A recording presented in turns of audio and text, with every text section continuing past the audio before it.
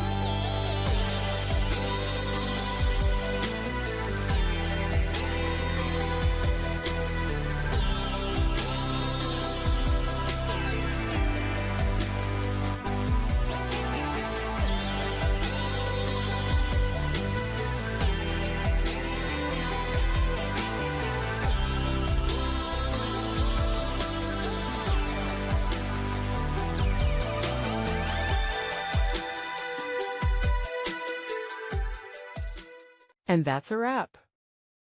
I hope you found the answer you were looking for. If you did, take a second to hit that subscribe button. It really helps out.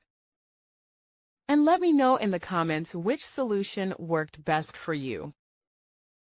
See you next time in the debug zone.